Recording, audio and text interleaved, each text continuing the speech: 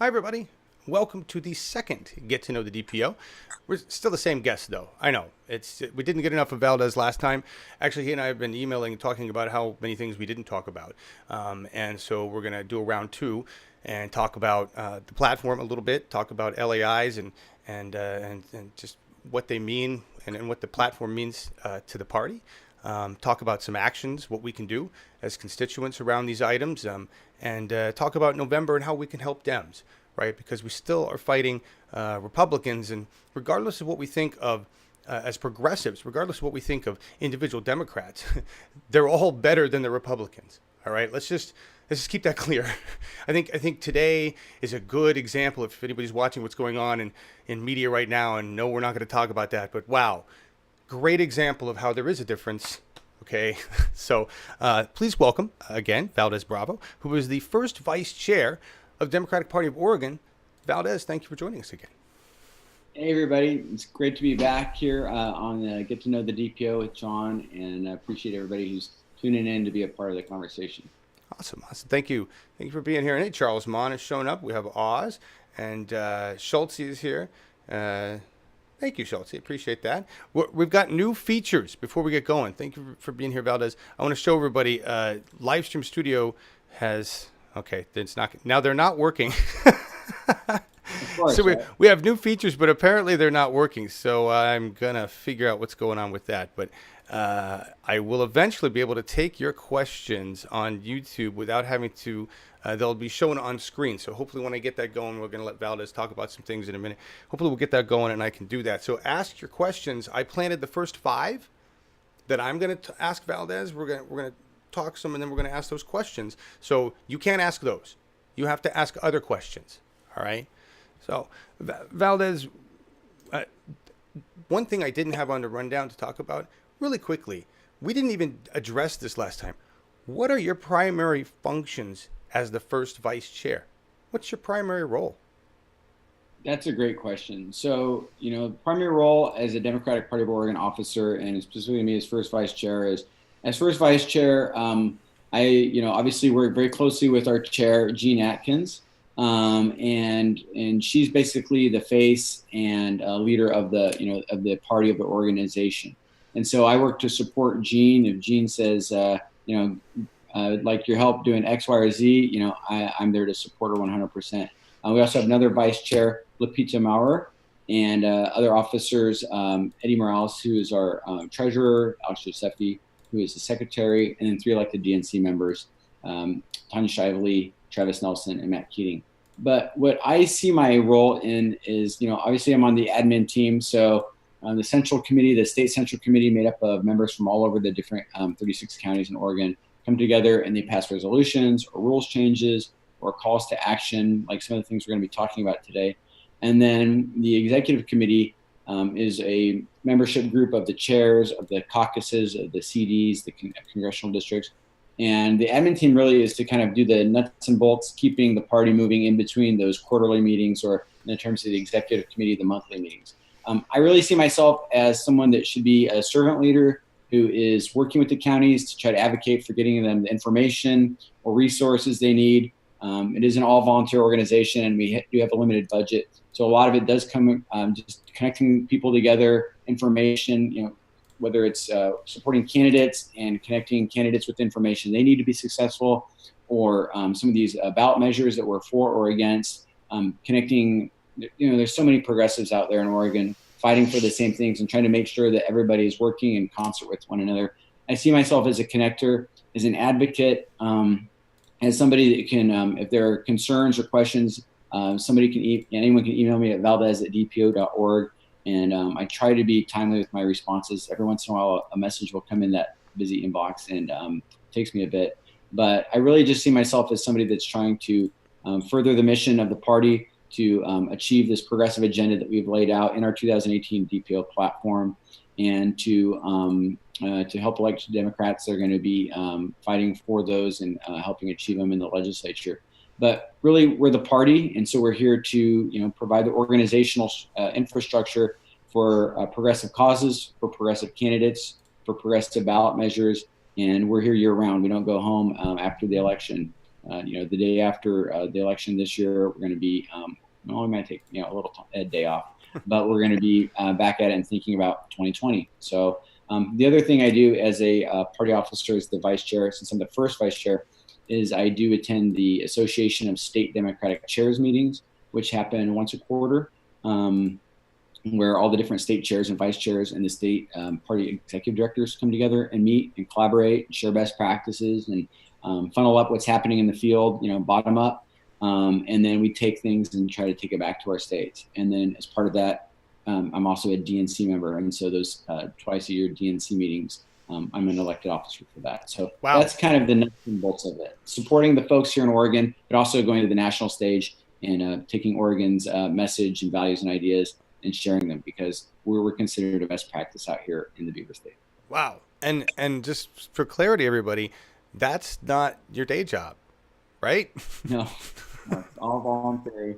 My day job, I work at the local Veterans Hospital, serving my fellow veterans. And so I do that. And then I also serve over at Portland Community College on the board of directors, which is a nonpartisan position. So I try to leave the politics out of the boardroom. But as in the case where we're talking about our platform, I think values matter regardless of the position, even if it is nonpartisan in nature. I think democratic values are good values for any elected official to have, because that means that you're fighting for what's best for the people.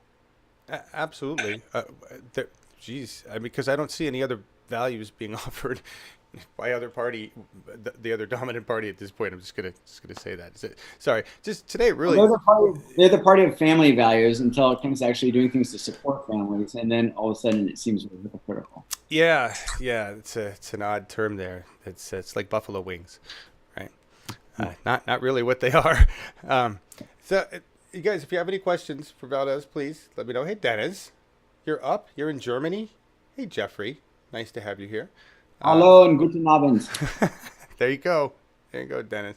I'm not going to read that on. This is a family program. I'm not going to read. Dennis is drunk in Germany at 3 a.m. or whatever time it is. I was stationed in Germany for 3 years in Würzburg. I love it. Actually, it's probably you're 9 hours ahead. So guten Nacht, I guess. Yeah, it's not. Yeah, exactly. Wonderful. All right, so let's talk about. Thank you for that, by the way, letting us know what you do, which is a lot, and it is a volunteer position. And I don't know if you guys follow Valdez on Facebook. It's a great way to know of a lot of things that are going on, at least for me anyway. I know we all have problems with Facebook and this, that, and the other, but as first vice chair, Valdez Bravo, on Facebook, you post a lot of where you are. You seem to always be at some event, right? Yeah, I figure, it's really serious. I take it really seriously that when I was elected to this position, that I would want to do a good job and be doing what the folks needed me to be doing. So I do try to get out there. I try to support candidates. This weekend, I'm going to be knocking doors for Rachel Prusak, with her and Bernie PDX. A couple weekends ago, I was with Teresa Alonso Leon. I'm going to be doing a Mike Ellison door knock on October 6th. So I try to get out there and do the work with everybody else, but also in these unique opportunities I have to attend, whether it's a DNC meeting, an ASDC, the state chairs meeting, or anything else. I feel like the information sharing is a big part of it. And if I can provide whatever transparency I can, even if it's just, hey, here's what we talked about at the Multnomah County Democrats meeting tonight, to take pictures, tell that story. I feel like it does two things. It shares information about what's going on, so people that maybe are in more remote parts of the state or farther away from where these events are happening can feel like they're a part of it. But the other thing I feel like it is community building, and I always go back to my Army experiences and my leadership there. And it's all about building the team. And I feel like even if it's going to a central committee meeting in some county and taking pictures of what was said, who was there, and talking about what was said, I feel like that builds community. And then when people bump into each other in real life, it's like, hey, I know you. And I think that's a really strong thing for our efforts. I agree. To me, it shows there's some life in the Democratic Party of Oregon. Because and I don't mean that as an insult to anybody doing things, because I know there's a lot of people doing stuff, but I've never saw it before. And hey, look, he's over there. And there's a thing, and there's people, and there's all this activity going on in the party that I think a lot of people really don't know about. And that's nice. Let's get that off your head.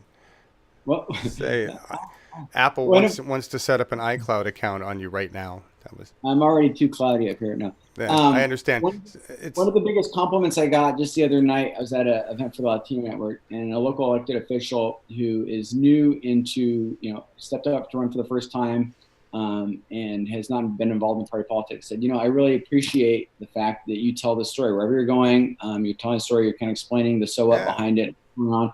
And it's been very educational for me as someone that's new into party politics. So that was about the biggest compliment I could get, because that's really what it is. It's not about me. It's about our shared goals and what everybody's doing to achieve that, and to show the machinations and the structure and the processes behind it. I feel like it can be very illuminating for folks, and let them know where they want to focus their efforts, because the one thing that we never get back is our time, and we want to make sure that people feel like they're investing it wisely. That's true, and well said. And you do the narrative, the Democratic Party narrative and values are injected into your statements, into the events itself. So it's kind of informative in that sense. Charles Mon, thank you for putting up a question so I can use the new thing. Isn't that spiffy? So this will address this, and then we'll move into the actual platform. But how much time do you think you spend on average a week or day as first vice chair? Well, right now it's a lot of time because of just so much that's going on, and we're 39 days away from the election. Right now, I'm probably doing something just about every day, or every evening, since I do have my day job at the hospital. And the parts further away from the from elections and the big events, I probably spend about 6 to 8 hours a week at least. Just if I go to a central committee meeting, I mean, that's 3 hours right there. So I do have my lovely wife and daughter with whom without their support I couldn't do any of this, and they're very understanding. Fortunately for me, obviously they believe in all the things that you, me, and everybody else watching here are fighting for, and so they support me. But I do have to be strategic for my time, so I try to at least cover a couple nights a week where I can just be dad at home. But it oscillates, I'd say, anywhere between 6 to 8 hours, and Wow. right now we're much more than that. Wow, that's a lot. Well, thank you for what you do, because it's a lot more than I do in terms of that stuff. So I see you on here all the time, so I think you spend a lot of time fighting this fight too. So thank you to you, John. Appreciate that. Most of what I do is rant at people in social, but and do these things which are informative. Let's talk about the platform, because it is progressive, and I was there, so I kind of felt like I was invested in that, and now I want to see how it's a tool. It should be a tool. It's a framework. So how do we work with that with our representatives? And so talk about the platform in your view. Sure. So when I first got involved, I kept hearing people talking about this platform when I first got involved. And I kind of knew what that was. But I mean, even me a couple years ago, I was like, okay, what's that? So basically, when people refer to the platform is basically your, in terms of this political organization, it's basically your vision and values. It's what you believe in. It's how you define yourselves as a party, what the things that you're fighting for. So when people want to check out what is the Democratic Party of Oregon all about, they can go to our platform and see the things that we hold to be true, that we value, that we believe in, that we're fighting for. And it's going to be different from every state. Every state's going to have their platform is going to be a little bit different. We have a DNC platform that was passed in 2016. They passed the Democratic National Committee platform every 4 years during the big presidential election years. And that was the most progressive DNC platform that we had seen. And it was really kind of nice, because I think for all the things that happened in 2016, I think one of the indelible effects that Bernie had on the total outcome of that year is that the platform, I think, was pushed much more to the left than it would have been otherwise had he not been in the contest right up until the very end. So the DNC platform is very impressive. When I went to the convention, I was hoping to use the DPO platform from 2016 as a way to pull people over to, supporting Bernie, because his platform was very much in line with the DPO platform. Now, the DNC 2016 platform ended up being a lot closer too, but the platform is basically your vision and values. And we in the Democratic Party of Oregon, as of right now, we come together every 2 years, and we hold it in a different location, usually at a school or some big gym where we can all convene. And you basically have delegates that sign up to be platform delegates, and they come from all over the state. And there's a lot of work that happens before we even get to that convention hall.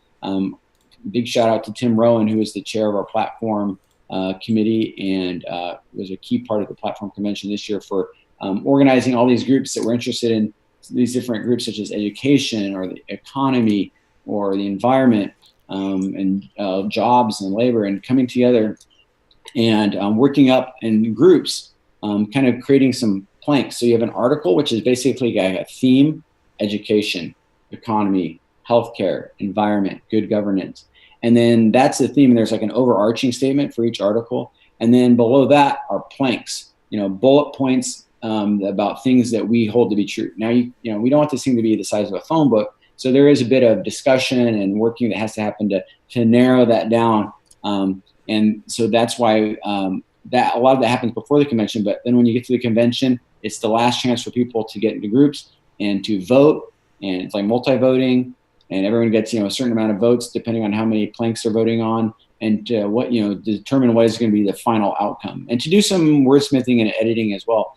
And then there's also a chance for people from the floor to come forward and present planks and or articles to be added that were not a part of that initial process, because a lot of people aren't able to be there. So you can see from the screen there that John's got up there, the 2018 DPO platform consists of 11 articles and many planks under each article. There's a different number for each, but you can see for those that might be visually impaired, the platform is basically for 2018. And again, this was our most widely attended platform that we had in recent history, in memory.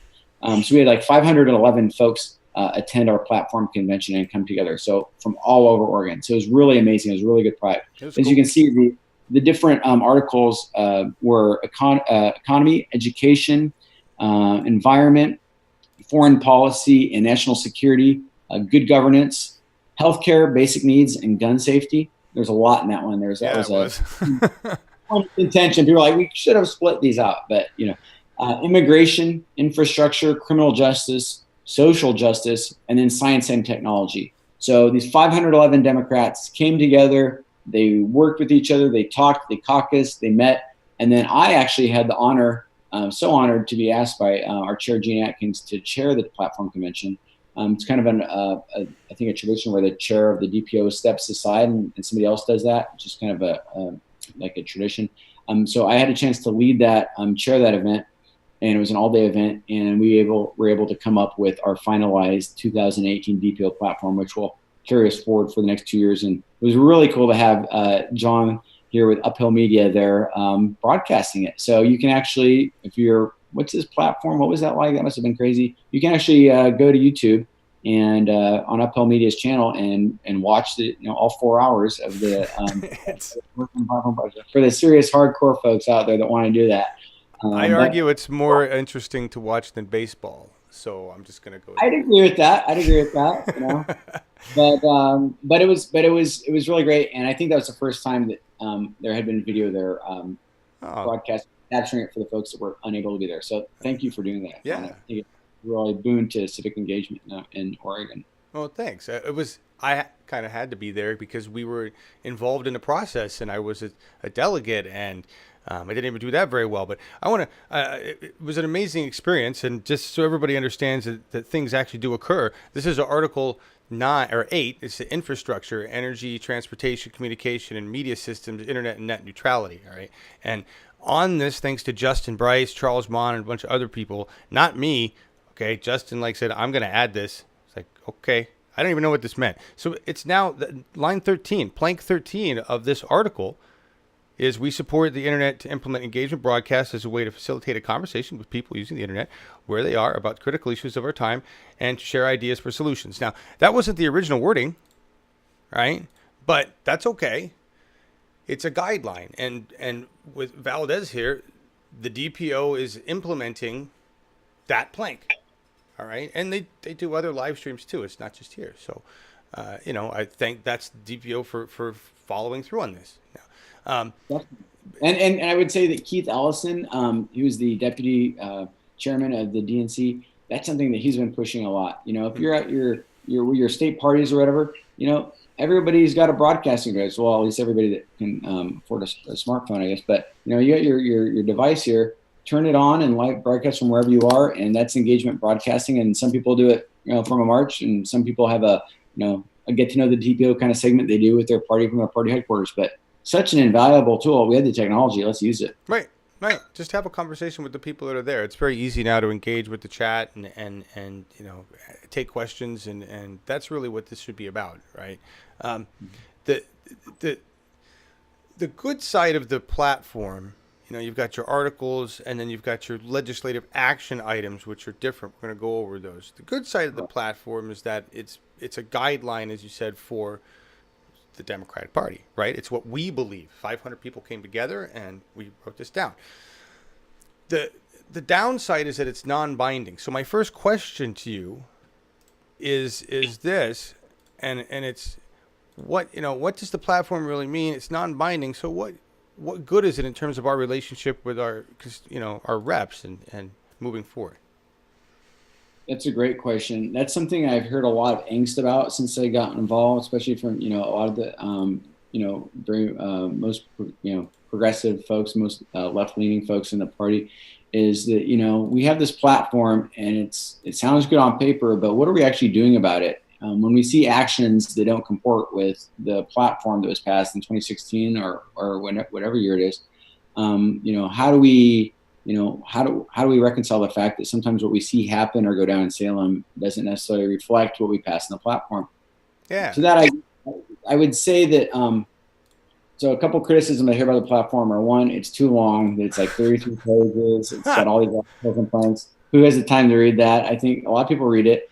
But the question is, do our legislators and our elected officials read it? And I think that that's something that we as a party have been trying to work on, at least since I've been in. Gina and I have met with House leadership to talk about our platform and our goals. And we actually had a chance last December to kind of go back and look at what was passed in 2016. And then they kind of listed out things that they had done that had checked some of those boxes. So that was pretty cool. The other thing I hear that it's very, a lot of the folks that are in the smaller rural counties might say that it's more skewed towards urban Democrats and Multnomah County and the big counties. And so it might not encapsulate all the things that are near and dear to their heart.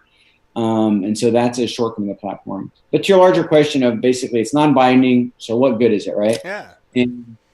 And I like to say that it's only good as the platform that we make it. Now, obviously, we're not the ones in elected office to make the decisions about, if we're going to fight for it and pass bills and use that as our true north. But that's really what it's supposed to be. It is supposed to be aspirational. It's supposed to be a true north. Yeah. And I feel like as long as we as Democrats are not letting the platform turn into last year's phone book that's sitting on the back porch collecting dust, we keep this a relevant document. We talk about it. We share it. After I did the chair of the convention for about the first month or so afterwards, I was posting like a plank of the day, things that I thought were near and dear to people's heart, so they could share it and be like, "Wow, that's pretty cool. I didn't know that the Democratic Party of Oregon was fighting for net neutrality or whatever it may be." And so I think we need to keep it up on the front burner because nobody's going to do that for us. So I think we have to keep it visible so it stays relevant. But I also think we have to use it almost like if you were writing an academic paper and you have your citations. When we're making our arguments about things we'd like to see come through, be pushed through the House or the Senate or for the governor to take action on, we can go back and cite. This is the Democratic Party of Oregon platform. This is what 511 elected, platform delegates came together and decided was what Oregon Democrats were all about. And this is what we'd like to see happen. So it really is a call to action. Doesn't mean that it stops there. We have to work for it and we have to keep it relevant. And I think we just have to just constantly fight for it. Damn. It goes back to the same thing over and over again. Everybody, just the whole, we have to actually be active in our democracy. Is manage our employees, because really, and that's, we'll get into this. Let's talk about LAIs. I'll ask these other questions later. Is how do we engage with, like, if I want to talk to Jeff Merkley, who I think is a great guy, but I don't like something he did, how do we do that, right? But before we go there, tell me about legislative action items. What are those, and what are they for? So if the platform is like your, our mission in most counties and at the state level is to, elect Democrats, and I would put a ... that will fight to make the lives of Oregonians better. But if that's our mission and the platform is our vision and values, then, just like in any organization, you have your vision, you have your values, but what are you going to actually fight for right now and this next session? And so as a big company might have a strategic planning session to come up with their strategic goals, the legislative action items are the things that we know that the legislature can't go after everything. So let's vote on some actionable items that we'd like them to take up in the next upcoming legislative session. And again, we do this every 2 years. So we did this in March of 2018. We'll do it again in March of 2020. So we have 2 sessions between then. We got 2019 and 2020. So what are the things that we want them to prioritize? And so that's where legislative action items comes along. Oftentimes people just call them LAIs. So what are our LAIs? And the group in attendance, those 511 Democrats, came up. There was all these LAIs that people had put forth, and they voted on them, and they are listed here in front of you now in rank order. So the first one, right off the bat, the legislative action item, the number 1 was that as healthcare is a human right, adopt an equitable, highly quality, comprehensive, universal, publicly funded healthcare system, which includes general, preventative, emergency care, plus vision, dental, hearing, prescription drugs, long-term care, substance abuse, and mental health services at the state or federal level. And as everyone's like watching this and listening, I'd like you to just kind of keep one thing in mind. Think about what's motivating this legislative action item. Is this for the many or for the few? Is this for we the people or for the oligarchs and corporate masters? Is this for everyday people that you and I know and our families and friends and neighbors, or is this for the elites? And I think that as we go through these LAIs really quick, I think you'll see a common theme that it benefits we the people. So universal healthcare, that's something Healthcare for All Oregon is fighting for. It's as a healthcare professional myself and somebody that works at the VA, which is a form of socialized medicine in America, I'm a huge fan of that. Yeah, it's the number 1 issue in America. Number 1 issue in America, and number 1 issue as voted upon by Oregon Democrats. Right, and overwhelmingly Democrats want it. Right. And we're just something's not going on right there.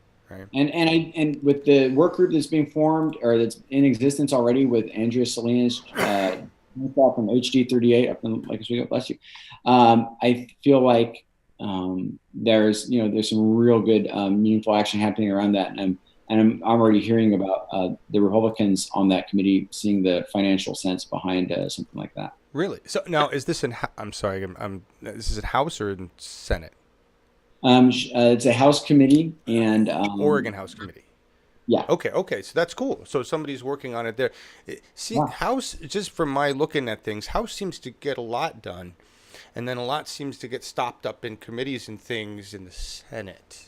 Do you concur? Well, I can't speak for the Senate. I'm not the Senate leader or the Senate minority leader or anybody in between. But basically, I think there's a culture right now in Salem that although the Democrats are in control, they really want to have that bipartisan support, and they want to make sure that everybody, I think every vote that has come through the House that they vote on, they kind of have to have all the votes there rustled up. I don't think that there's a lot that goes through that is not guaranteed to pass. I think some people would say that there's value sometimes in fighting a fight that you may not win, because just the fact that you're fighting for it has a real value for we the people, and elevating an issue. And I like to say that if you put something to a vote and it loses because our friends on the Republican side vote against it, well, now they're on the record, and that's something that when our candidates run against them in coming years, they can point back to that and say, hey, this is going to create healthcare for every person that and they voted against it. And why would that, why is that? And when you don't put those kind of hard votes to a vote that you may lose, I feel like you're kind of ceding some power and an opportunity there. So I feel like, it's a different philosophy that, the Senate leader may have, but I think you're right. I think there's a lot of progressive stuff that is queued up by the House, but may not make it all the way to the governor's desk. Yeah, and that's another show. But so let's move on to, I just wanted to, the reason I'm pointing that out, everybody, is for another reality of LAIs. We're going to talk about, there's 22 on here. And during the convention, it was interesting because there was things that were added on. People were rewriting stuff. It was very active and all that. And so this is really condensed and wordsmithed down to the best. So, and when you said it's a lot compared to bills that go through, and this is nothing. This is. I thought this was short, but the point is they don't really get a lot of these done in a session, right? I mean, 2, 3, 4, maybe, because there's a lot of other stuff that occurs. Can you speak to that at all? I know you're not a senator. No, there's a lot of stuff going on. I mean, I was impressed, it kind of goes back to what I was talking about earlier at the start of the program, where I talked about transparency and sharing information. I mean, sometimes I joke to people when I, take pictures of an event, like, now it happened because, it's documented. People are out there. They know it happened. Right. Otherwise it would have happened. But if they don't know about it, in their mind, it didn't happen. And I feel like sometimes our legislative accomplishments in Salem that the Democrats are able to get through, unless they're widely publicized and shared, they don't get credit for them. So when we met with those House Democrats, it was Tina Kotek, Speaker Kotek, and Jennifer Williamson, and Majority Leader, and Dan Rayfield, and Barbara Smith Warner. When they met with us, they rattled off a lot of things that like aligned with the platform that I didn't know about. And so I think part of it is just telling that story, because there is a lot of stuff that they have to do. They have to prioritize just like we have to on these LAIs when we have all these things we want to fight for. But when they pass it, we definitely got to share that information so people know that it happened. Yeah, that is another thing, because when I look at some of this stuff, certainly with the House is just ripping through progressive stuff. So they should get all sorts of gold stars. And when the Senate manages to get something through, they need to get gold stars. And you're right, we should be a cheering section for when they accomplish stuff that we're asking for. The numbering of the LAIs, does that count? Do they look at it and go, well, this is number one, so we should really address this first? Does that happen, or do they make their own choices? I don't know that. I mean, I would like to think so. I mean, if this is the number one LAI, I know that Tom Sinsek, who's the chair of Healthcare for All Oregon, I know that he constantly reminds people that was the, universal healthcare was the number one LAI. But I don't know what their process is. I that's one thing I did advocate for when we met with them, is that please do use this platform as one of your inputs in drafting up your legislative agenda. I know that there's a whole lot of advocates and lobbyists that are there at your door every day trying to tell you what should be the number one agenda. But this is what Oregon Democrats are saying. And so I feel like if you pull in these legislative action items, there really should be a roadmap to meeting what a lot of people in Oregon around the state, not just in Multnomah County or Blaine County, but across the state, are really interested in. And I feel like the more that Democrats fight for those and achieve those, and they could go by rank order if they needed to, I feel like that's a path to success for them to getting reelected, because they're being results driven and showing that they're hearing people and fighting for the things that we want. And I feel like it's just good for the party too, because it shows that these things aren't just tokens. So let's just jump to that real quick, because you said something there that we were going to address, and that is November, or winning, right? So do you, for Democrats that are running now, and there's many that are running against Republicans in some pretty interesting areas and things going on, do you really feel that's and I mean that with all sincerity, there's some strange people running these days in the Republican ranks. Do you feel that that is the way for Democrats to win, is to really embrace the platform and the items and say this is where we're going to go? I do. I 100% do. I feel like our platform and our legislative action items are a winning message. They are things that resonate with people, that show that we're fighting for their best interests and not special interests.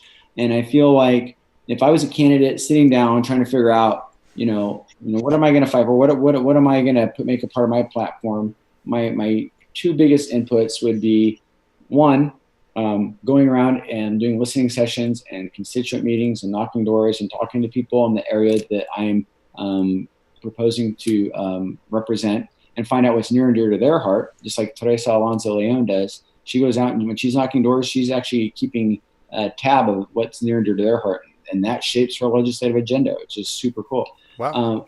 But also, like, if I'm a brand new candidate and I've never knocked doors and I don't know that, I would try to get a sense of the community. But I think going to these LAIs and this platform is a surefire way to create a winning message, because when we have the right that's constantly trying to pull America to the right, and we have Democrats faced with this decision to try to look less left and more competitive, more right, like, just we're right too.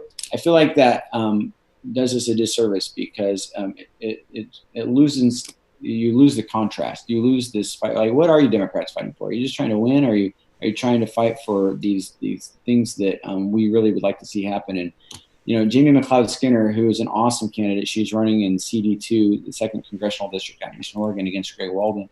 She has a story that she tells about a guy that had I don't know, he basically was like shaking his head at them at the state fair. And she said, tell me, what do you hate most about Democrats? Because that's always a good way, she says, to get folks when they're not with you talking. Sure. And his thing was, you used to care about us. As a party, you used to be the party of the people. You used to care about us, and you don't anymore. You lost that along the way, and now you just care about getting reelected and money and power. And I feel like when we run on a very progressive agenda, and some people call it progressive, and they think that's not the way to phrase it and frame it. And I respect people's different approaches. But in my mind, progressive means it benefits we the people. It benefits you. It benefits me, my friends, my neighbors, and 99% of the people I know. And I feel like when we use that as our true north, it shows that we do have the people's back. And if you fight for that and you run on that and you deliver on that, you're going to get reelected because the people in your area are going to see that you truly have their best interests at heart. I want to talk about Jamie for a minute because I interviewed her. And she impressed me in a number of ways. And I've interviewed a lot of people.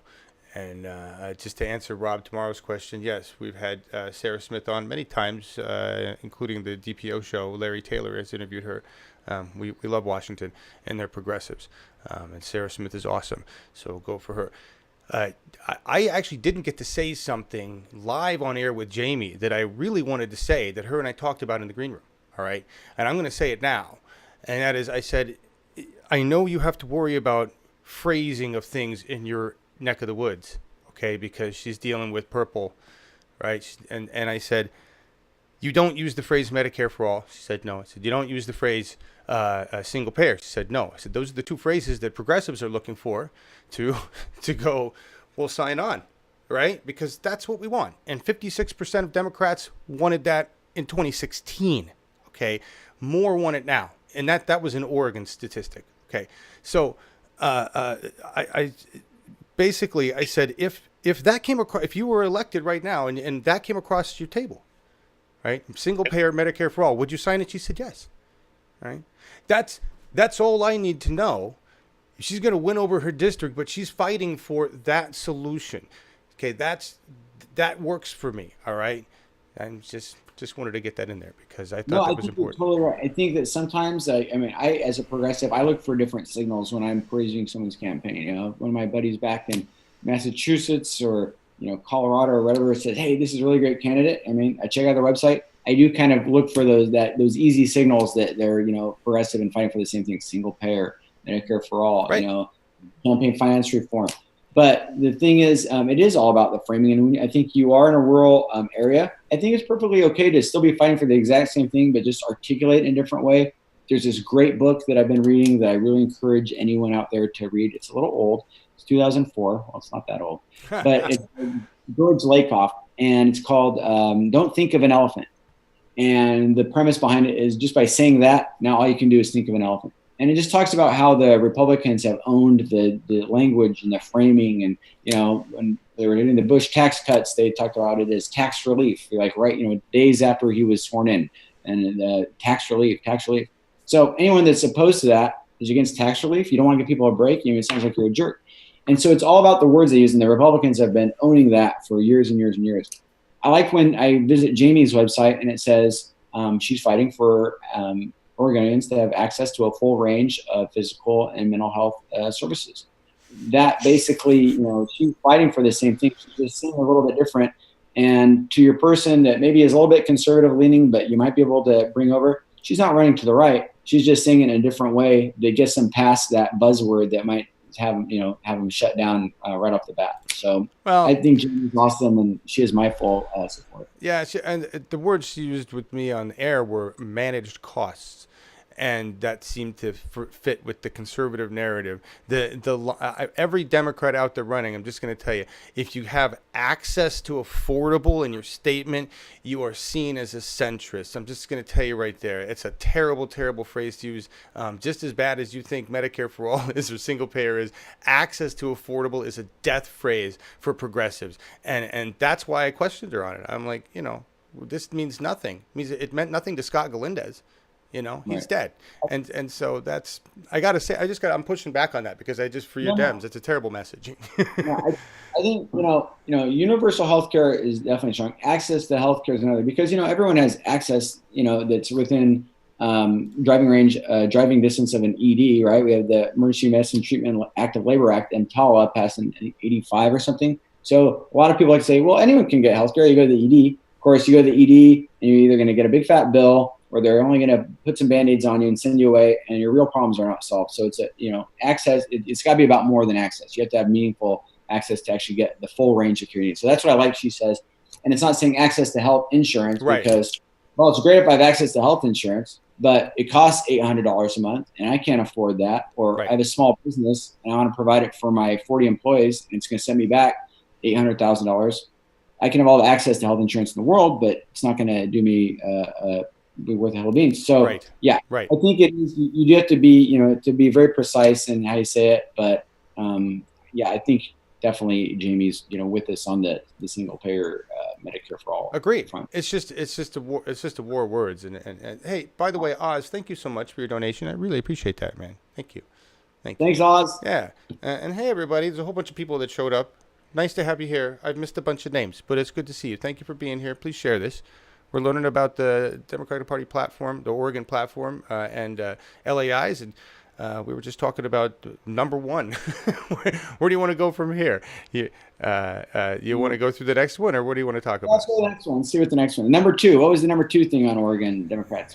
This is great because we can lean into. This is about clean energy, and I just want to say I found at least 5, probably 6 LAIs that deal in some way with clean energy, and I found that to be very nice.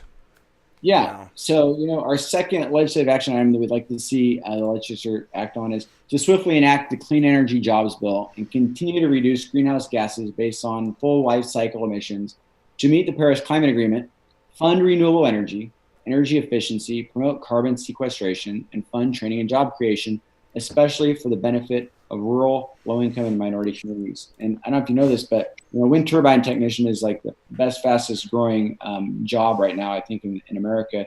And it's something you can get a 2-year degree. We have a program for that at Portland Community College even. So clean energy jobs is the right thing to do for the climate, but it also can make very much economic sense. Not to be quoting Jamie throughout the whole show, but she talks about how down in Lake County, it's a very red county, but they're 100% renewable energy. And it's because it does make economic sense. And honestly, that's not something we can boast up here in Multnomah County, in Portland, where I'm at. No, and it's good. It's actually good to hear. And it's something they can't boast in Seattle, likes to call themselves green and has all their garbage shipped out to the Columbia landfill. I mean, it's rural areas are the ones that can benefit the most from the transformation. Don't you agree? I totally agree. I mean, whether it's universal health care and all of a sudden the hospital, the critical access hospital that used to be just down the road is shut down because of tightening, lack of Medicaid expansion in some states, or here in Oregon, just, lack of funding, or Greg Walden out there leading the charge against it. I mean, these are things that in rural areas are going to be perhaps even more relevant. Absolutely. Absolutely. So that's clean energy jobs. We'll get into the Jordan Cove stuff as I have it down the list. LAI number 3 is you got that one in the pipeline, right? What? We got that one in the pipeline for later. I do, because that's a weird one. That's just a tease for later. Everybody, we'll be talking about Jordan Cove money and how we can talk to our reps about it, because that doesn't make any sense to complain about it. We need to be informed, and then we need to act. Right. So that's what we're here for, is to just discuss that. So clean energy was number 2. LAI number 3, amend the U.S. and Oregon constitutions to clarify that the rights protected by the U.S. Constitution are the rights of natural persons only, and government shall regulate, limit, or prohibit campaign contributions or expenditures to ensure that corporations and wealthy individuals do not dominate the political process. Well, that's huge, right? That's money in And politics. obviously that's combating against, pushing back against, the Citizen United ruling. And, corporations are not people. They're corporations, and they have one thing in mind only: to make money at all costs, whether it's to you, me, the environment, or whatever. So we need to make sure that we level the playing field so individuals can push back against those corporate agendas. On this, if you were running as a Dem right now, do you think it would be wise to say, I'm going to not take corporate PAC money because I'd like to show that I'm following what the Dems are asking for here? Would that make sense? Yeah, and I think anytime I see a candidate that's saying no to corporate PAC money, that's a really important thing for me behind candidates that I'm going to get behind. Jeff Golden, who's running for Senate down in Ashland, he's running that on. I don't think he's taking any PAC money. Jamie's not taking corporate PAC money. That's one thing we've been moving to the, I don't know if it's the left or just moving away from big money, but that's something that I'm seeing a lot of progressive candidates embracing, is no corporate PAC money. Right, and Jamie McLeod Skinner is also right. She's corporate PAC free, I believe. Yeah, she is. Yeah, compared to Greg Walden, who, wow, he's loaded, everybody, loaded. And it's when you do things like that, it's the reason why she has something like 63% of her donations coming from in-state, and only 8% of Walden's contributions are coming from in-state, because these corporations that are propping them up are out of state. Yeah, that's exactly right. It's exactly right. Remember, he's a Republican, and he's far worse. That's the truth. Dennis has a question, and it just kind of goes back to healthcare. I don't know really that you could have an answer to this, but I want your view on it if you could just summarize. And he says, you've got universal healthcare everywhere in Canada, over here. Seems like Oregon, shouldn't Oregon, being what we are, already have this done? Why are we only still having discussions about this? What do you think is holding that up in our state now? I think that Oregon has long considered itself a leader on the healthcare front, whether it's, OHP and, our Medicaid expansion before that was part of the Affordable Care Act, whether it was our forward-leaning stances on medical marijuana, which I believe we're the first in the state for, or, their death with dignity and the autonomy surrounding end-of-life decision-making. We've always led the way. I feel like the visible push and the public sentiment behind universal healthcare, single payer type system, honestly, is my hero Bernie Sanders. I think that he raised that to the fore and provided an education for many people. And now they realize, wow, I always thought that we had it so good in the U.S., but it's funny how a lot of us can't afford to get in on this best healthcare system in the world. So I feel like it's kind of newer on the collective conscience for the agenda. Not for a lot of you that are watching that are hardcore progressives that have been talking about this for a long time. But I think in terms of the masses, I feel like it's a fairly newer priority. And I feel like, and so that's why I'm heartened by the fact that our legislature and Andrea Salinas and her group are already looking at it. All right, I'll take that. And I will say that the Oregon healthcare system, from what I understand, is better than most or many in terms of what it offers. And there was some legislation passed recently that expanded coverage to a lot more people, and I'm not really sure what that was. I think it even covered undocumented individuals as well. So Oregon is a forward, but I'll just say you would think that it would just be an easy right over to, there it is, right there. Right. That's the first LAI, everybody. Let's knock it out of the park. Yeah, that was a good question. Hey, Barbara, how you doing? And Brom. Yes, it will also free money, Dennis. We know you guys have it easy over there with your good health care. We're working on it, okay? Did you ever have to take use of the health care in Germany? Did you have any problems with it? Just curious as a... I was in another socialized medicine system at the time, the U.S. Army. That's right. And I'd always go to the military treatment facility. Of course, I was in my early 20s back then. I didn't get sick. But, and I think I would love to come on if you ever have a show. I think it'd be great to have a show just to talk about healthcare with, get Tom Sinsick on here. Yeah. I'd love to be on there, anyone else. But, I've got a master's in healthcare administration and an MBA, and I know that the present trajectory of American healthcare spending, using 18% of our GDP, is unsustainable. And we're on track to be at 30% of GDP, 30 cents out of every dollar going towards that healthcare black hole by 2050. And that means we're going to have less money for education, less money for infrastructure, less money for all the other programs. We have to get on top of it. And the only thing that really will create the transparency and give the government the market power to drive those costs down is single payer, honestly. And it doesn't necessarily mean that, the government has to deliver the healthcare like we do in the VA or Germany or other places, but to be more like Canada, where we have, everyone paying the same price for a pill, 50 cents for a pill that right now is costing $100. That's progress in my book. We got people dying because they don't have insulin, and it happens here too. It's so Criminal. It's ridiculous. Yeah, but I am hard. I'm with you. I think the push in Oregon. I would hope Oregon is the first to drive it home. That would be great. And we've had Tom on. Tom's great. And Representative Rob Nose just led a group with Healthcare for All Oregon and some others that just took a first step towards creating transparency around big pharma and their pharmaceutical prices here in Oregon. So we're moving the ball down the field. Absolutely. We're coming up on an hour, man. We've talked about a bunch of stuff. We are not going to get through the rest. We're not going to get through all of them, but are there particular ones that you really want to talk about, and that are super critical? Not that you know them all off the top of your head, Let me do the top 5 since we did the top. That's 3 great. here. That's great. I like that. Top 5 works. So this one is number 4, and I just want to tell everybody this was really freaking cool. This was discussion of guns, and I remember seeing what happened here. Valdez was was chairing this thing, and it was really fun to see democracy, and inspiring actually to see democracy in progress and working.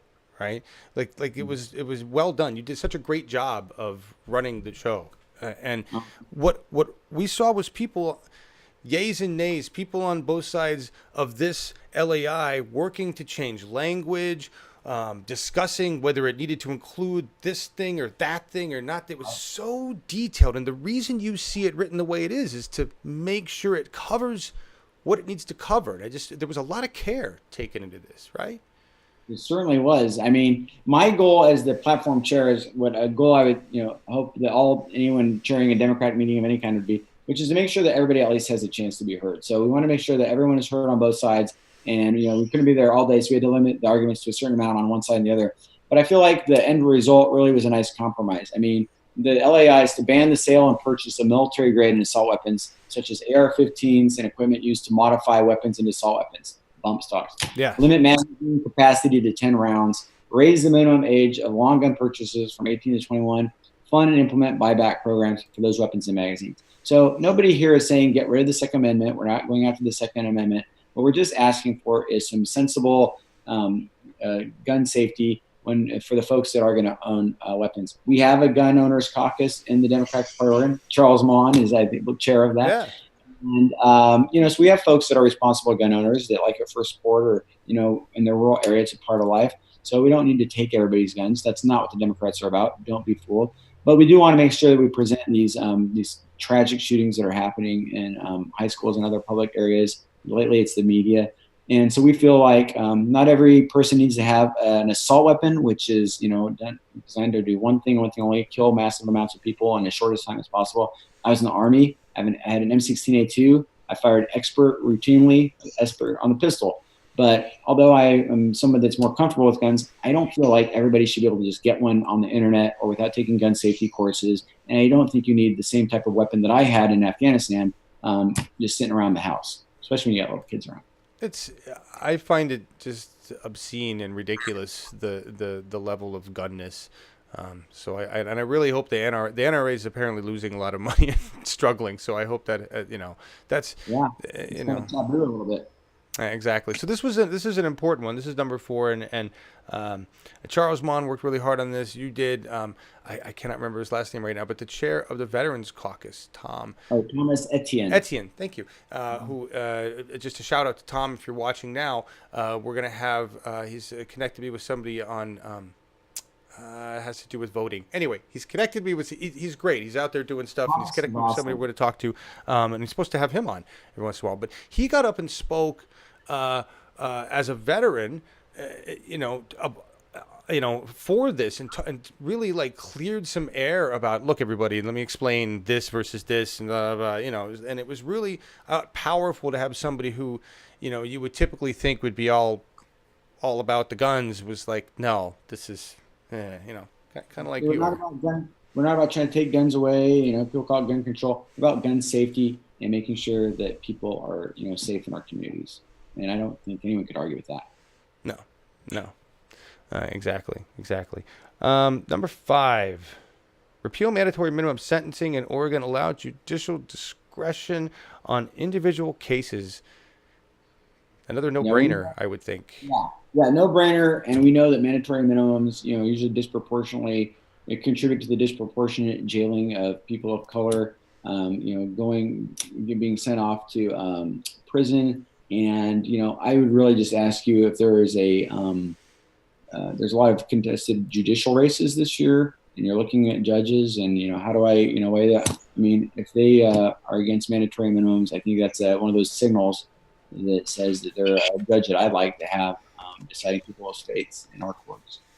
Yes, here's the judge. Here, I'm plugging for I don't even have it right. Face That's Waters. Yes. Yeah. Okay. I like her. I met her at a party at the third quarter SCC, and she's really great. She's awesome. Yeah, I mean, I never honestly before Bernie, I'd get the ballot. It'd be like, Judge, I don't know. Let's pick that one here and that one here. Now it's like, no, who are these people?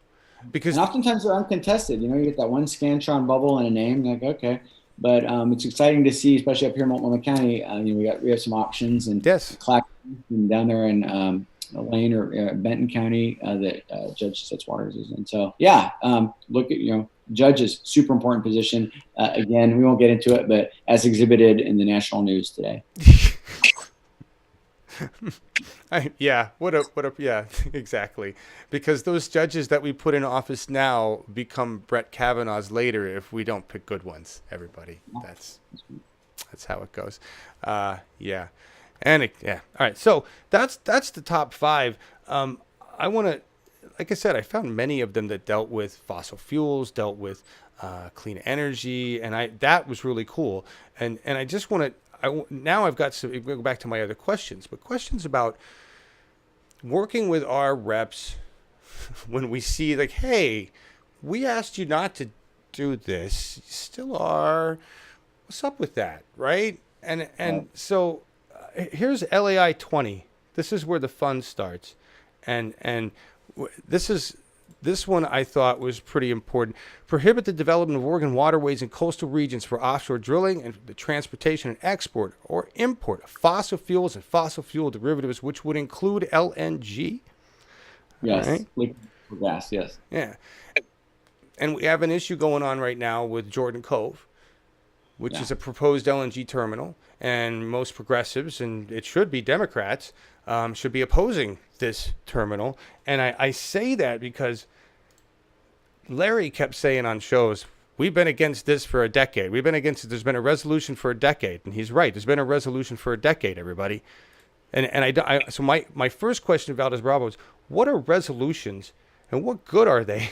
Because this is the resolution that basically says, we don't want you, we want you actively. This is from 2008, and it specifically mentions Jordan Cove Energy. And it says, we don't want you guys doing this. No. So what are resolutions for? And so as you mentioned at the start of the program, resolutions are non-binding. They are a call to action. They're a statement of values. And they can be used in a variety of ways. If I'm calling up my local legislator and asking them to oppose or support something, I can use the resolution as some ammo, so to speak, for saying, hey, the Democratic Party of Oregon says this. That's what I'm about. I'd like you to vote in line with this. It can also be, if they're going to propose bills in legislation, they can use that as something for them to support their argument. The other thing is it is kind of a precedent in terms of what comes later. So if something comes up in 2018 and it flies in the face of this, people can pull up the 2008 and say, hey, look, we passed this. You guys forgot, this is recent history. And so it can guide the decisions. Like at the DNC, they passed a bunch of resolutions, and well, maybe it's a bad example, but because they immediately decided they needed to go back on one of them. like Christine Pelosi, who's the daughter of Nancy Pelosi, Christine from California, she submitted a resolution. I believe Travis Nelson, our own Travis Nelson from Oregon, was a co-signer. It basically said we oppose taking corporate PAC money from any entity that does not, align with democratic values. So, NRA, big tobacco, big oil. And so later on, when you're making decisions, you can point to that and say, hey, look, this is what we passed in October. Now, unfortunately, the executive committee of the DNC gave themselves a kind of a moderated just a bit to, we'll take money from the workers in oil industries. And that's a big conversation on its own. And the executive committee decided to do that. Which again just goes to show that the DNC, although they made great strides in the recent reforms and whatnot, they're still pretty much a top-down organization, and we need to, as progressives, need to keep getting involved and coming to the table and sending progressives to these positions to push back and make it up the bottom-up organization we all wish it to be. But they are used as a precedent, and again, it's a statement of values. It is aspirational, but we do expect our leaders to follow suit. On this one in particular, I know that there are a lot of folks down in the surrounding counties where the proposed pipeline is that are, big supporters of this. They see the benefits of the jobs it would create. They see the economy would, be built up, or from that they benefit. And then there's obviously folks that the very most immediate concern, which is the environmental concerns, pushing back against that. And it has created a lot of friction within the party. And I think that, just trying that one issue. And I feel like the beans are ready, right? See? You hear it? That's perfect. My Insta pot full of beans. Yeah. So anyway, so there's always tension about it. And I'm reminded by folks that this is kind of not unparalleled to what happened in the 90s when it was the spotted owl. I remember as a kid, it was all about the spotted owl. And it was like timber versus environmentalists. And so you had the folks that were within the timber industry pushing back against environmentalists. And we want to harvest the trees. And then what about the environment? And meanwhile, the corporate fat cats with timber to sit back and watch the Democratic activists from those communities tear each other up. Kind of a similar thing could happen here, but what I'd like to remind people is a couple things. One, this is more than just about jobs versus environment. That's a very easy narrative to fall into about conservative Dems versus progressive Dems and all that. Very easy narrative to fall into. I think what people have to remember here too is this is so multifaceted. It's so complex. Yeah, will there be some jobs created? A lot of jobs created, at least in the short term? Sure. But we also have to take into account the fisheries and the fishermen, that if there was ever a disastrous spill, how they would be affected. And the already tight housing bubble, that if all these people come in and and eat up the remaining housing, where are the local citizens that are already struggling to afford housing? Where are they going to go? Right. And then we have, of course, the sovereignty and respecting the Native American burial grounds that would be waylaid by all this and what's happened to that. Not to mention the eminent domain issues of anyone between, Coos Bay and down towards, Roseburg, Medford, Ashland, that would, it would go through their yard, and, the government would take land for that. So there's a lot of issues at play here. And I think, sometimes we look at representatives from these areas that are, supporting these ideas, and we're confounded by that because it is in our platform. But we have to remember they are from that community. They have their constituents, and they were elected and reelected. They won primaries and whatnot. And so if they feel like they're doing what's best for their constituents, I mean, that's what we've been talking a lot on the show is, doing what is best for we the people. And if they're defining we the people by that district and they feel like that's best, then that might run counter to the platform. I've kind of thought about this myself, a lot about this philosophically. If I was ever an elected official and my district, let's say, was against single payer healthcare, something that I believe in my heart of hearts we need to do is my most urgent subject. And they didn't want that, but I knew that would be good for them, which I know sounds very paternalistic. What would I do? Would I vote what I think is best for the folks, my constituents, or would I vote what they wanted? So it can be very complex. the good news about this is a couple things. One, we have all these different caucuses in the Democratic Party of Oregon that can come together and debate this stuff out and flesh out that in a truly intersectional way: environment, Native American issues, jobs, property rights and stuff, and they can have that conversation. But the other thing is, and that's why we have we have a state representation of 60 representatives and 30 senators. It's not down to just what's good for one district here or there. It's about what the whole state decides. And ultimately, in the end, if the folks that are for the LNG are in the minority, then, I think they'll just have to live with that. But, definitely applaud their efforts to do what they feel is best for their constituents. And I know that's a little bit of a political answer, but it's a little bit, because it counters what we talked about before, which was, the constituents came together and said, here's what's best for, here's how the party wants to act. But it's here's the thing. This isn't about you or me making these decisions or defending those people. I'm talking to Oregonians. Okay, if you've got a representative that's in your district that is pro LNG, all right, you can use the platform, you can use the resolution. Okay, please do. Yeah. That's relevant. Yeah. And as Valdez says, if they believe that their constituents feel that this is what they need, and you're a constituent, go show them otherwise, right? Say, hey, I don't want LNG, or the party doesn't want LNG. I just want to show everybody how emphatic these words are, though, from 2008. All right. We call on Congressperson Walden and members of the Oregon legislature to do everything in their power to stop all LNG projects in Oregon. 10 years ago. That's a pretty harsh message. I mean, no one unresolved that. So it's not like there was a rural uprising and said, screw you, we want those 200 jobs for 5 months. Right. So in other words, the real power here is you, people, because you can take the platform, you can take the resolution, you can take all this stuff, and you go, we told you what we wanted a long time ago, and I'm going to vote you out, or I'm going to really ride your ass until you do what we said. Yeah, I mean, one thing I think we're both in full agreement about here, and I think me and you agree on just about everything, but we need to hold our elected officials accountable. Yeah. And I think that there's this sense that sometimes when you go to these meetings, it's like the electeds, they're public servants. They're there to serve us, and they got there because of us. And I think we just need to work collaboratively with them once they do get in there. But we do need to hold them accountable, and we need to definitely use our platform as a true north for holding them accountable. Absolutely, absolutely, and I thank you for saying that. The Democratic, the DPO. If I understand it correctly, okay, you guys out there, you don't get mad at the DPO. They're there to facilitate functioning of the party, okay? Right. All right. You take and if you go to the DPO website, which is all these links in the description of the YouTube video, okay, there's links to the platform, there's links to Valdez on Facebook, and Valdez and the DPO, and the site's built in Drupal, so it's a little effed at the moment.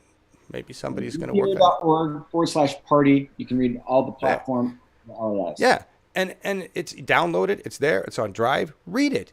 Know what your party is about, and print it out, and take pieces that are important to you, and go to your reps, or do a screen grab and send it to them in social. Hey, see this part? And I'll give you a perfect example right here. Jeff Merkley, I like Jeff. I like what Jeff does. I see, Jeff in social, he's doing things, he's doing this, that, and the other. He just voted with all the other Dems in Senate for the military spending. That pisses me off. To me, that is not in line with the progressive I expect Merkley to be, and there's nothing I can do about it. The vote's passed, it's happened, right? And it wouldn't have mattered, right? That bill would have passed. It would have been a showing of, I stand against this. And I expected Jeff to do that. So my recourse is I can say, yo, I'm aware you did that. I want to know why, right? And he should at least give me an answer, right? We should at least expect an answer from our representatives. And so I encourage you all to engage with them. Please, right? Valdez does. Look, he goes all over the place. Yeah, well, I think sometimes people feel like making a phone call, leaving a voicemail, or writing a letter is just kind of like not going to do anything. I mean, from everything I understand, those do have a real impact on those are monitored. They count the letters, they count the calls related to certain issues, And I think it does give them a pulse of what people are paying attention to and, either happy about or upset about. So it does pay attention to be engaged. I recently, there's this Countable app. I voted on something on Countable. Somebody, Yeah. I think, an independent progressives group, IPA, posted something about it. Mike Gardner, if you're watching out there, hey Mike. And so I voted on it, and now I had to like put in my address and zip code, and now I get these little updates every time Merkley or Wyden or Schrader or somebody votes on something in Washington D.C. So it makes it really easy for me to stay up to date on what they're voting for and against, and like that's kind of cool. It is. Countable is the culmination of several apps that were created back when the Bernie thing started, to try to do just that. And you've got that. You've got Vote Smart. You've got Open Secrets. Everybody, it's our responsibility, management, to check up on the employees. They're not going to come tell us what they're doing. Come on. Sure. That's what management does, right? Doesn't mean we have to have a hostile relationship. We just need to manage. Exactly. And I think the Democratic Party of 2016, around that time, part of the reason people were so upset is they kind of felt like we were in this abusive relationship where we keep coming back and giving in and giving and giving and, showing our love, and we get, stepped on, and we're supposed to just, get over it and, come back for more. And I feel like things are changing. I feel like the party is realizing where its roots were and kind of moving back to that direction. They're not doing it voluntarily. They say that, nobody does anything without being pushed or agitated to or whatever. Party power is never given, it's always ceded. Right. But I think this progressive movement that has been welling up since 2015 really is starting to push the party to the left and change the culture. And I feel like that's the one thing that we can all do, besides, having those conversations with your elected officials, is change the culture of the party. And when we change the culture, I think we can help change the structures and processes and the strategies. And I think when we do that, we can start winning again. Well said. And just to add to that, if you can run for an office, okay, whatever it is, or if you want to get involved with the DPO, first vice chair seems like a lot. I wouldn't run for that. But there's many other things that you can do in the DPO. There's many things you can do in your local party. I'm a PCP, and it just means I go bother my neighbors every once in a while. I mean, there's get involved. What? Neighborhood leader? Yeah. No, I mean, really, I don't. That's all I really do is a neighborhood. And I go to meetings occasionally and vote. I have the power to vote.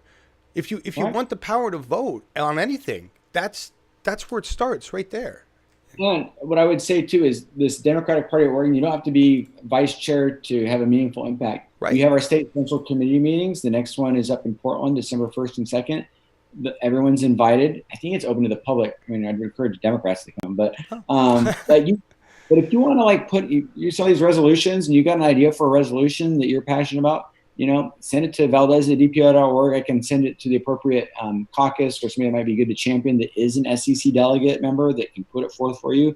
And any Democrat out there can be that change. One of my favorite quotes about Steve Jobs is that the biggest thing that changing that you can learn in life is that when you go like this on the universe, something pops out the other side. And we all have the ability to impact the way the world we find ourselves in. I'm paraphrasing him. It's not me. The world we find ourselves in was created by men and women and others that are no smarter than you or me. So we have the ability to impact it and change it. And if it starts with that resolution at your local state central committee meeting, we're going to showing up to your county committee for the first time and being the one voice in the room that asks the question that nobody's asked. It changes the whole dynamic of the conversation in the room and ends up impacting a vote.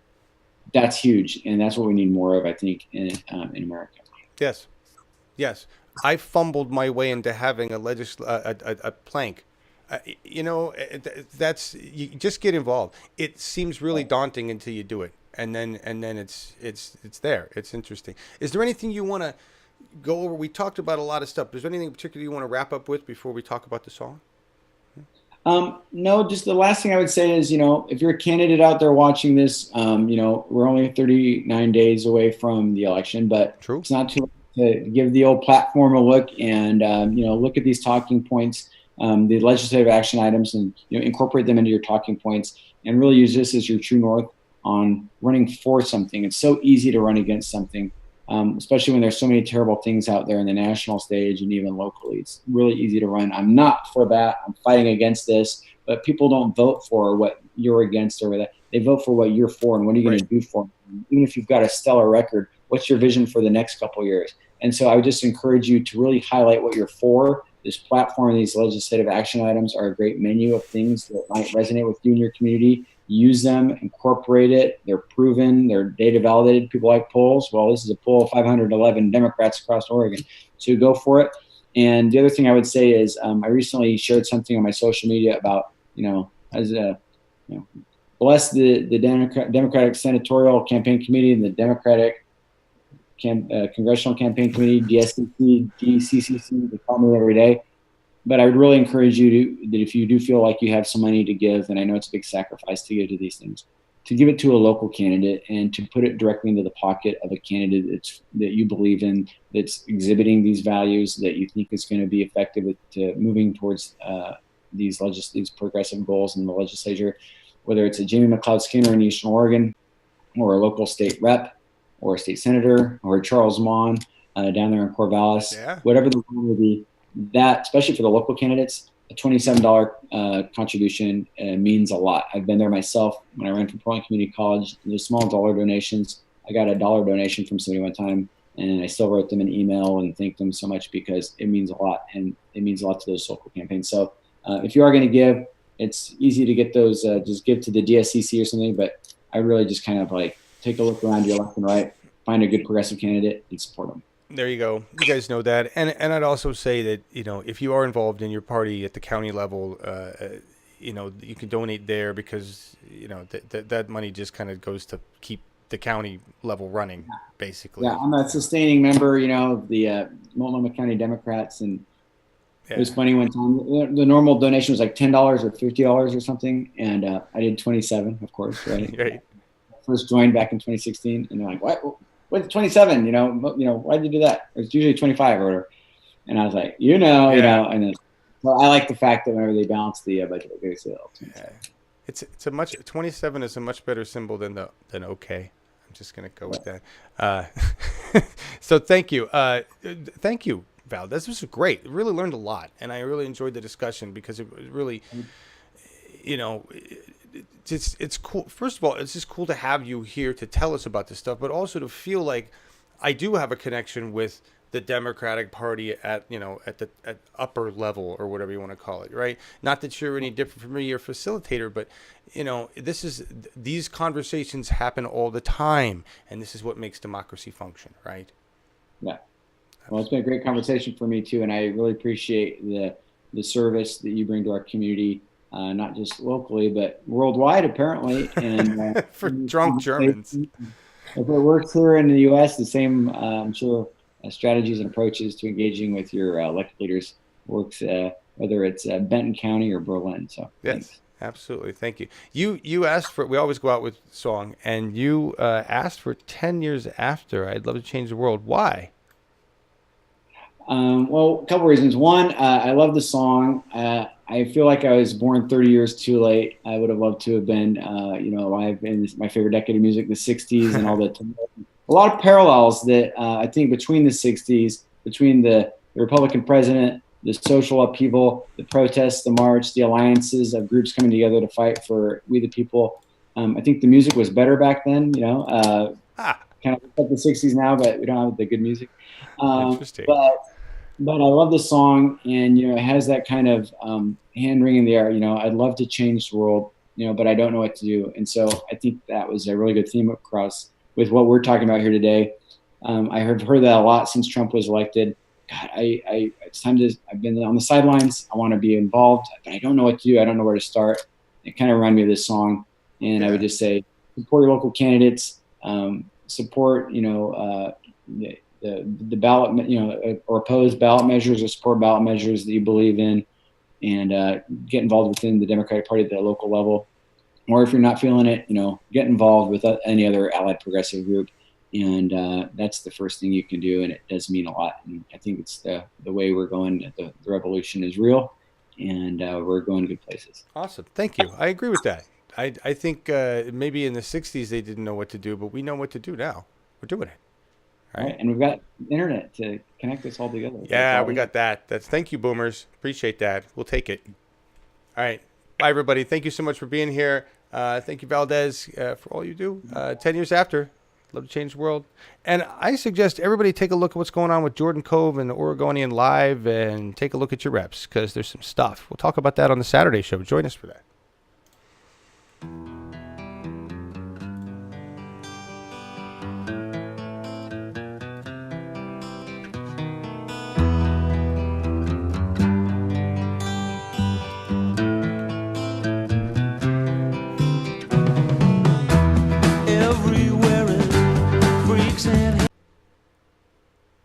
Hey, I just created a Wix website for my business. Let me show you how I did it. Let's go to Wix.com. I can add anything I want. Thank you. And change Capitalism. things as I go. Dykes and ferries, tell me where is sanity?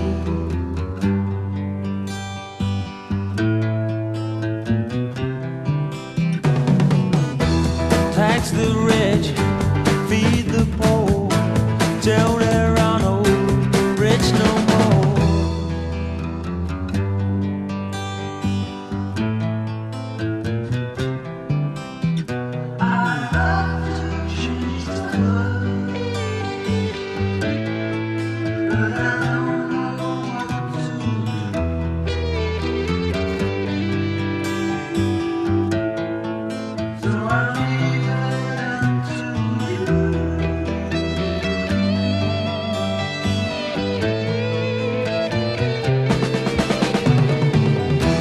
Population keeps on breeding, nation bleeding, still more feeding economy.